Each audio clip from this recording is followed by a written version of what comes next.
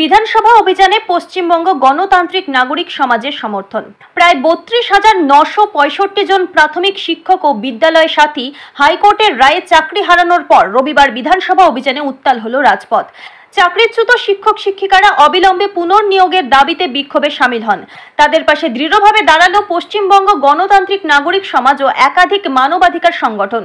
চাকরিচ্যুতদের অভিযোগ, ২০০৯ সালে টেট উত্তীর্ণ হয়ে তারা নিয়ম মেনে নিয়োগ পেয়েছিলেন, অথচ এখন তাদের জীবন ও জীবিকা এক ধাক্কায় বিপন্ন হয়ে পড়েছে। কেউ কেউ মানসিক চাপে আত্মহত্যার পথও বেছে নিচ্ছেন।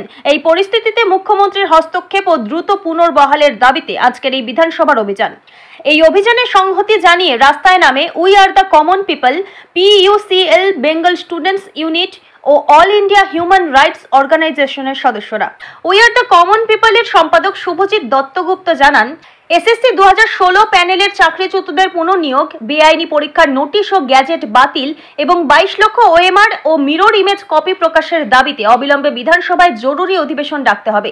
পাশাপাশি তিনি জানান, পশ্চিমবঙ্গ গণতান্ত্রিক নাগরিক মঞ্চ এই আন্দোলনে পূর্ণ সমর্থন জানিয়েছে। স্বল্প সময়ে সব সদস্য সংগঠন উপস্থিত থাকতে না পারলেও আগামী দিনে বৃহত্তর শক্তি নিয়ে আমরা পাশে থাকব। আজকে যোগ্য চাকরিহারারা পথে নেমেছে, নাগরিক সমাজের আমরা পশ্চিমবঙ্গ গণতান্ত্রিক নাগরিক মঞ্চ তাদের ৫ দফা দাবিতে সমর্থন জানিয়ে আজকে সামিল হয়েছি। পশ্চিমবঙ্গ গণতান্ত্রিক নাগরিক মঞ্চের সাথে প্রায় ৮টি গণসংগঠন যুক্ত আছে। সেই 8টি গণসংগঠনের প্রতিনিধিরা আজকের এই মিছিলে উপস্থিত রয়েছে। পশ্চিমবঙ্গ গণতান্ত্রিক নাগরিক মঞ্চের কনভেনার হিসেবে আমি ধন্যবাদ।